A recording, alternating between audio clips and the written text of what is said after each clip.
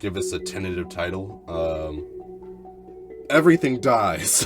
No, that's hold on. I'm gonna spit like 5 titles. You can pick the best one. How about All that? right, all right. Apocalypse. Um, don't get in the robot. No, let's just call it. No, I just go with that. Don't get in the robot. The story is called "Don't Get in the Robot," and my inspiration behind the story was I was trying to find ways to make Power Rangers a little bit more darker. I wanted to play off like, I don't know, this sort of like a moral relativist approach, and I kind of just wanted to make it really weird. And I thought, what was the best way to make this weird is to make this as like horrifyingly as possible. And then I was thinking about the monsters, and I don't know, I just thought like, the monsters are very like almost like a fake Cthulhu Lovecraft sort of like the costume design seems like it takes a lot of that inspiration. So I thought like, oh man, it'd be really cool to make a Lovecraftian Power Ranger story.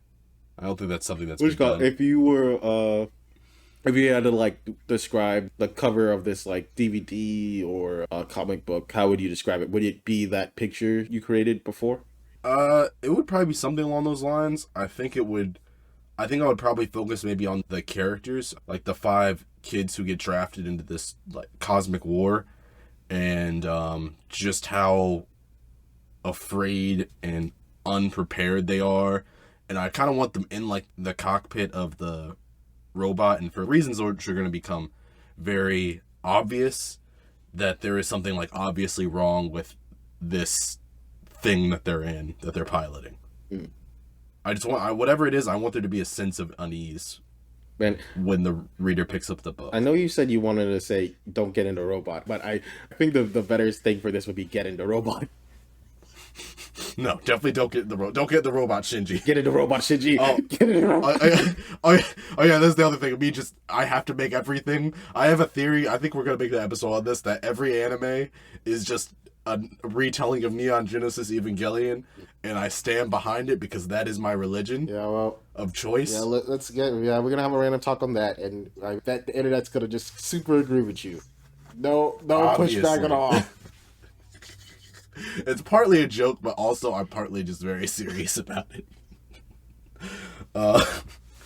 Yeah, so the story's called Don't Get in the Robot. It's about these 5 kids who, just kind of like how Power Rangers takes off, get drafted into this intercosmic war by this guy named Abraxas. And Abraxas isn't a giant head in a vase. What is he in a vase? A container, a tube?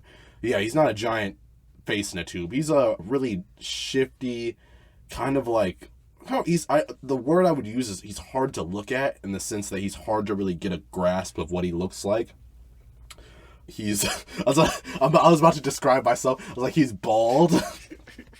He's bald, kind of pasty and gray, kind of sickly looking. He sits on this giant throne that's way too big for him, but he casts a shadow that seems to be way bigger than his actual size. And these kids that get drafted, they're just kind of regular high school kids. There's Lionel, he's sort of like the leader. He's just kind of, I don't know, he's just kind of like a kid that doesn't fit in. Just think of Rocky from the original Power Rangers. He's kind of like, yeah, he can fight a little bit. He's kind of got leadership qualities, but not really. There's Cassidy, James, Carter, and Troy. I don't know if I'm going to go too much into their plot lines, but all of them have kind of these really sketchy home life. They are very disconnected. They're very much like a real sort of teenager, like kind of what it's really like being a teenager. You have family issues. You have a really hard time relating with people. Like your hormones get in the way of having decent relationships with the people you care about. They're all kind of have their own sort of fucked up situations that they're going through. Like Lionel has like a very like difficult relationship with his dad, or his dad and his mom. But yeah, they get recruited by Abraxas to fight these, I don't even know what to call them. I was gonna call them angels, but then I'm definitely ripping off Evangelion. I'll just call them emissaries. So I have to pause this and rewind and talk about the cosmology of this universe, because it's not completely it's not a Lovecraft story in the sense that it's ripping off, like it's just takes place in the Lovecraft world. It's just a lot of it is sort of based loosely on Lovecraftian cosmic horror. And how Abraxas tells the story is that Abraxas is sort of like this. He is this kind of dark creator of the world. Like he created the Earth. And if you're familiar with like, man, this is really getting to Neon Joe Stephen Kelly. If you're familiar with Gnosticism and old Christianity and antiquity, there's like a concept of like a demiurge, which is like this sort of like I don't know, secondary creature that created the universe or whatever. And he's not necessarily good, and that's why the world is imperfect. So you have this guy named Abraxas. He creates the Earth. And the Earth is kind of just like this one singular planet. When you look out in the stars, you know, of course, when you look up in the real world, you see these little white pebbles in the sky, and you know we're told these are giant flaming balls of fire that are billions and billions of light years away. But this is flat Earth, baby. No, it's not flat, but it's essentially the flat Earth kind of theory, where our world is encased by this. It's almost like a prison field that is surrounding the planet, and the stars are kind of these emissaries that are watching down. They're holes in this barrier that it's keeping Abraxas sealed inside of our planet. And you know, outside where you see the light is just like these holes where, you know, you have these emissaries that are watching down on us, making sure that Abraxas doesn't come up there and try to escape. In this world, the emissaries are kind of like, they live in this Platonic world. A lot of these things that are like, that exist in this magic system are, I just loosely call metaphors. The emissaries and like a lot of the things in here, regular people can't see, because they're metaphors. they exist in this world of forms, like they're the idea of things.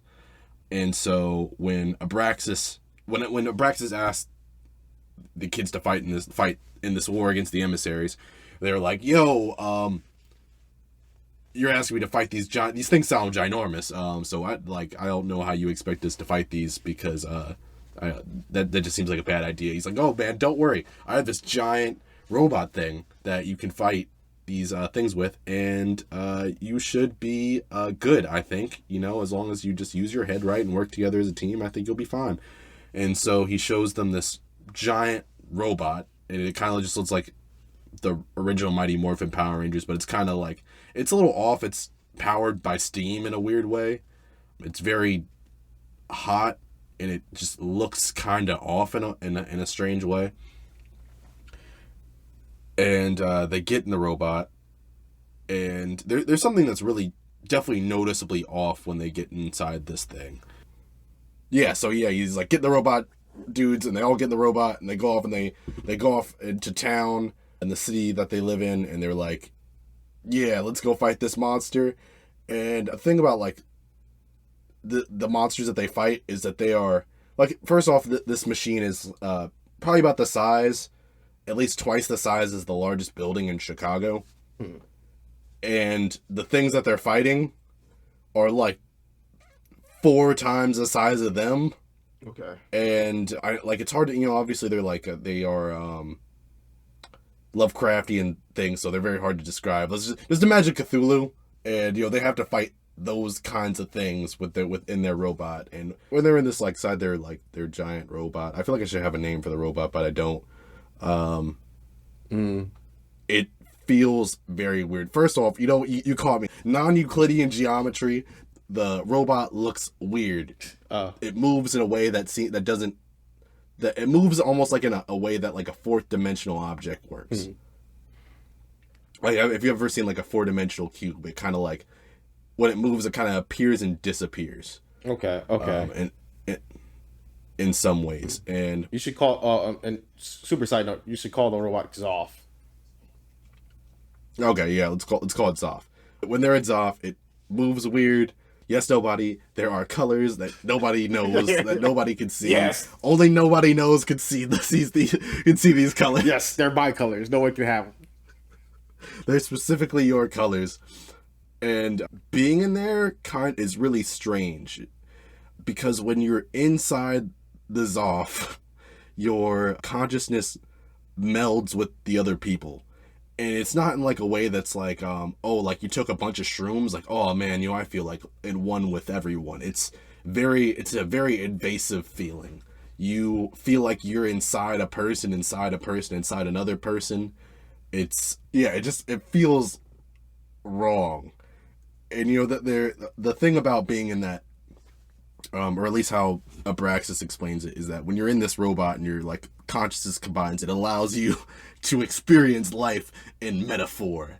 Nobody, you are able to kind of see these emissaries that are threatening the world, because normal people can't see them, and they really can't see the robot either. All they can see the destruction that it caused. They're like, oh my gosh, these buildings are like falling apart and things are catching on fire. But to them, because it's the world of metaphor, they're like, oh, there's a storm destroying this town. We have to go find shelter. That's what they see. They see like their brains try to come up with a story to explain the unnatural phenomena. Oh, it's like their brains are trying to connect the leap, right? And it's Yes. does it ever come off as like super desperate or like Yeah, copy? yeah, kind of. Yeah, like coping. Like there's obviously like people want to feign, like it's almost like a very willful ignorance, but their brain is doing that. It's not them. It's on a very subconscious level. The best way I can explain it, if you've ever read the Percy Jackson series, there's a concept of the mist, where whenever Percy Jackson is fighting a monster, or he's interacting with something paranormal, the people around them see just random stuff, because there's this I don't know what they call the mist, is like this thing that bars people from seeing into that particular world. That's the best way I could see it. But it's like literally the things that they're looking at are so horrifying that they have to come up with another story to explain what's going on. And so they're able to fight these monsters. And there's about like maybe 6 or 7 of these things that come down and try to stop Abraxas from not setting loose. We don't find out this later, but they're trying to get to this what he calls like the Grand Terminal, and that's like, so that's the command center. Their command center is in the center of the earth basically, and their job is to stop them or hold them off until the end of the summer, because by the end of the summer there's like if the angel I was about to say the angels, this is definitely a Neon Genesis Evangelion ripoff. Yeah. When they reach the central terminal by the summer solstice. Now we're ripping off Avatar. The end of the world will come. When did we get the blood bending? Yeah, we'll get there soon. Just watch. And so they fight the 6 or 7 different monster beast things, and they've got to the point where it's like, the summer solstice is almost here. We have to fight this 8th emissary, but it's going to be like the hardest one ever, and we have to be able to fight this. And there's a whole bunch of stuff I'm going over, like people having to deal with the catastrophe of what's going on, like people's a lot of some of the characters' parents die, like get caught up in this fight. They either get smushed to death by like the giant foot, or like just various casualties of what all the things that can go wrong in a giant mecha robot fight. And these people have to carry on this knowing that they are the problem, that they were the thing that caused this, and they're asking the question of, is it really worth it if I'm having to make all these sacrifices and all the people around me are dying or losing their lives or livelihoods?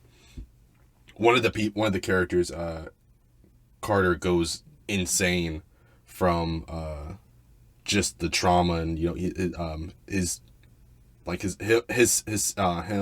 mom and his sister died during one of the fights in before the 8th emissary. But before you continue, I had 2 questions. One was like with these like relations. So like we talked about Power Rangers, about like the relationships between the characters being like very close knit, and I'm guessing like what you're describing, like these characters probably don't even like really see each other after this, right? Like they do their thing, and then I don't know if it feels how the way you're describing it, they probably kind of avoid each other too, right?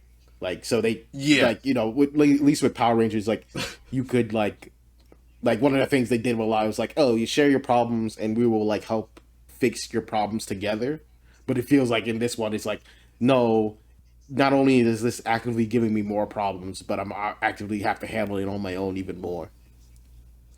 Yeah, it's their teamwork is forced, and there are times where they do have to come together outside of being summoned by this being, but it's very much like a really really awkward family reunion. Like nobody wants to be there, and they are connected in the sense that they've all experienced this very traumatic thing. So there is a bond there, but it's very very strange, and it's a very tense situation because there's situations like there's one episode where Carter, or well, not Carter, yeah, Carter and Lionel and Cassie. This is kind of what causes Carter to break down. They're in the middle of the fight, and they have to choose where they want to fight. That's a part of Power Rangers that I don't feel is discussed. Like, you have to fight in these like really these small confines in the city, and there's part of it like, hey, if you fight in this area is going to be jacked up, so you kind of need to be more aware of like where you're fighting. Like, it would be good if you could lead this monster to some, like, desert in the middle of nowhere, but if that isn't the case, how are you going to deal with this, or how are you going to deal with the casualty? And the group kind of has to vote in the spur of the moment where to go, and Carter, or Lionel, the leader, makes the choice that they're going to fight in this area where Carter lives, and as a result, Carter's parents and his sister die. Okay. And the second thing was like, this is not like more of a question; it's more just a statement. Like, yeah, it just feels a little bit of shades of Boku no, I believe it's the series. Oh yeah, I forgot that one. That was also definitely a ripoff. It's definitely a ripoff of that one too. Hey, man, Power Rangers is a ripoff of a whole bunch of other stuff, so we could just go roll it. I mean, we're not even going to talk, like, man, if we really want to talk about this, Power Rangers is a ripoff of the Japanese version of Spider-Man. Look that up. I'm dead serious. I'm not even joking, bro. Power Rangers is literally a ripoff of Spider-Man. Yeah. But, sorry, that's neither here nor there. Was that the end of your question? Yeah. Or was that a question? Yeah, that was just a statement. But yeah, go ahead. Yeah, you're good. Yeah. Yeah, so, they get down to the final angel, the final emissary. Kill him, CG. Hey, at least I didn't have any. There's no major dad problems in this story, so I would say that I've steered clear of a lot of the tropes of Evangelion. But yeah, so they're gonna fight this final emissary, and they somehow learn that Abraxas isn't like, he's not some kind of good being. He's not even really some kind of like medium level, like I'm indifferent to you being. He's just straight up like cosmically evil. He created our world, but he created our world to be the opposite of this like platonic world of the forms that the emissaries exist in, where everything is a perfect idea of what it is. He wanted to create a world that is just pure evil. And when he created humans were his biggest failure, because they are both perfect, close to perfect, but not perfect. So he's like, you know what? I really messed up with this. Like, the emissaries tried to intervene, and that is a big reason why the world is such like. It's a reason why duality exists. Duality doesn't exist anywhere in this universe other than our world. So he's like, man, I really messed up. I really just want to start like set the slate clean and start over again. But he's confined to this area, and he can't leave. So he is trying to bide his time. He's been biding his time for millions and millions of years to break out. And that time to break out just so happens to be the summer solstice. And when he breaks out, he's going to destroy the world too. But he's going to make everything way, way worse. And when the, I don't even know what to call them, the Power Rangers or whatever they're called, when the Power Rangers figure out about this, they're like, they realize like, hey, we can't let you do this. Like, we're going to stop you. We're going to fight both you and the, the emissary, and we're going to make this world free from like both of your control. And it's just going to be a free world where like, everyone can live and try to find the happiness that they choose. And by this time, I think I didn't say this. They've defeated the Eighth Angel when they discovered this. Somehow through the fight with the. Oh man, I said Eighth Angel. The Eighth. They defeated the Eighth Emissary, and somehow through this fight with the Eighth Emissary, they've realized Abraxas' plan. When I'm editing this video, I'm just gonna throw angels at it all the time. Every time you say it, I'm just gonna throw one of those angels.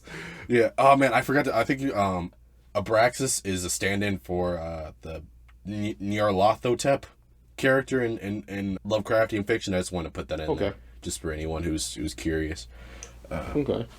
Yeah, Abraxas has somewhat been slowly resurrected. He arises from the Grand Central Terminal as like this kind of just giant, more large figure of him. Just kind of imagine like Ivan Ooze sort of character at the end of the Power Ranger movie. Oh yeah, so yeah, they said like, we're gonna stop you. We're gonna make this world where everyone can live in and be free, like free from either the emissary or Abraxas. And they're like ready to they're charging him. They're ready to fight, and all of a sudden you just see Cassidy, her body, like just one part of her arm just disappears, and she starts screaming. And then we start to see what this thing is, because it's a metaphor, but it's Abraxas' metaphor. This is an entity that is pure chaos, and we start to see that this ship is this like gross, slimy. I'm gonna use this word. Nobody. It's moist. Oh no! This ship. Oh no! It's moist.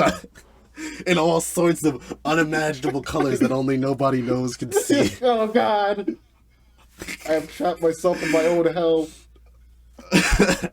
And there are like eyes everywhere and amorphous teeth everywhere that's encased the ship, and it's everywhere, including like the liquid that surrounds the pods that the Power Ranger sort of characters are in.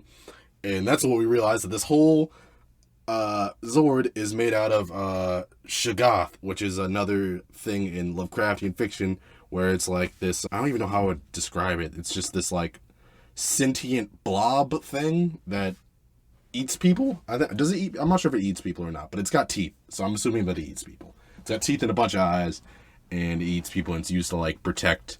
I forget what they're called. Are they called the ancient ones, like the early ones or something? Some sort of like pre-human, like Cthulhu like civilization of people or entities. And yeah, so it's just this giant like slime thing, and at the end of the story, it devours everyone, and Abraxas is released upon the earth and wreaks upon his world of darkness, and that's the end. Very happy. Very happy. No sadness at all. Man. Yeah.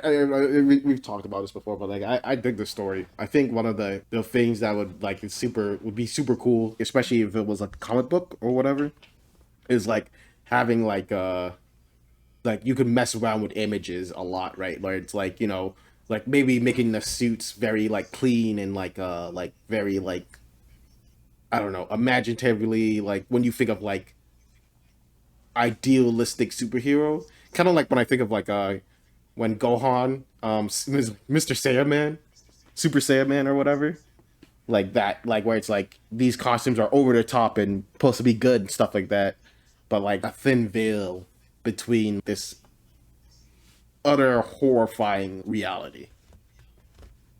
Oh, do I just remember this is also a ripoff? This show is also a ripoff of What? Madoka Magica. I forgot about that one too. Oh yeah. Oh, man. Do you want to be a magical girl? Hey man, be a magical girl. Yeah, you'd be totally fine. Nothing to worry about at all. But yeah, I think you kind of hit upon it. Like there's like this there's like this sort of like shining armor, like chivalrous, like childlike idea that this Abraxas character is trying to sell these kids on, or like these teenagers on, and in actuality it's not that at all. Kind of how I forget what the cat thing tries to sell Madoka Magica on, like the magical girl like sort of costumes and stuff. My question was gonna be like, if you had to choose, like if you had the power to choose whatever medium this was gonna be in, what medium do you think this was gonna work best on? I'm thinking probably comic book or anime, but I'm biased because I like comic books and anime and manga. Yeah, I think if I had to pick, I think I want it to be. I think it's perfect for a comic book series, especially a very, very short comic book series. I think I wouldn't see this series longer than like maybe 6 chapters, but like big chapters probably. I'd say maybe like a 3-volume like Tankobon series maybe, Okay. but in color. Okay. Yeah, I'm trying to think if there's any more questions. Yeah, I like your story. I think it's thing, and I think it. Like you were saying earlier. Like I think it's a way that people haven't took Power Rangers, but I think it really works because yeah, I think it leans into like a lot of Power Rangers is just like innately, blatantly believing in something, right? The kids believe in Zordon, right? They believe in their teamworks or whatever, but this kind of like retroactively destroys all that. Yeah. They believe that they have no choice, that they have to pilot this robot so they can save humanity and hopefully save the people that they care about. Yeah. For the greater good. For the greater good. Maybe that's the thing they try to believe in, the greater good. Oh. I remember another thing. There's the classic warping time. What is the thing that these teenagers with attitudes say when they're getting this robot? It's just sadness. Sadness. I don't even know what they'd say. It's just, man, I guess we gotta do this shit again. Because I don't think they would be very happy to like go back in this robot. It's so they just get in Bokurano. What happens is they just get summoned. Mm. Like it's kind of like, hey, you gotta, it's time. Yeah. It's time to put in the work. Which one of you kids is gonna die today? Yeah, Bookworm, that shit was kind of fucked up. Where it's like chilling, nothing's happening. Oh, shit. Time for choices. Yeah, I think there should be some kind of catchphrase, maybe. Like I think if I'm going through like a full satire sort of story, I think they have to have some kind of thing. I don't know. It's so hard to beat Morphin Time. Yeah, like, what do we like? Especially in like the next 3 seconds. Like, what is it? It's changing season. I don't know. It's changing season, bitch. Yeah. All right, cool. But yeah, I like your story. Is there anything you would like to add or thing? Like, I think it's a solid the story. I think it's complete. Obviously, there's probably stuff you can do and like going into more of the details will probably flush out a lot of the things you want to say in the story. But for a pitch, I think it's a pretty complete pitch in my opinion. I don't immediately think of stuff to like add on to it in my opinion. Yeah, I think just part of the work is going to be really figuring out who these characters are and like understanding the backstories and stuff like that. I think I have a decent amount of the world building stretched out, and there's a beginning, there's somewhat of a middle, and there's definitely an end. So I think in terms of that, it's like it's pretty strong coming out the gate. Yeah. Well, don't get into robot. But yeah. All right. I guess I'm next. Like I say that like there's someone else here. Yeah, because next up is you. Nobody. Nobody. Before you do this, nobody. I swear to God. I swear. If you say that, I haven't given this much thought. This is very rough, and you proceed to do the same shit again, I will travel to wherever you are. We both know how many hours away that is by plane, and I will. I don't know. I don't know what I'll do, but I'll do something. I got you. I'll come up with what I'm gonna do on the plane ride. You're marking it down. Oh, I'm trying to plan. Yeah. So yeah. Yeah. I would pitch my. I'll start pitching my story. I guess I'll start off where we start off, and I'll think about like the title, the cover story, the cover. If I had to think of one, I would probably title this "The Useless Power Ranger." That would probably be the title I would go with. It would be like Useless Power Ranger. And if I had to think of the cover, I would think of like a, the Power Ranger helmets, like on a shelf. Maybe like small figurines of the Power Rangers or whatever. The red and blue or whatever. And then like below that, the shelf is like a drawing of it's like a sketch of a Power Ranger. But it's like a weird mix of a Power Ranger and Year One Batman, where it's like it seems to have a whole bunch of gadgets and a whole bunch of other stuff on it, that's not really traditionally a part of the Power Rangers things, if that makes sense. Yeah. So that's would probably be discovered, and the title would be useless, the useless Power Ranger. So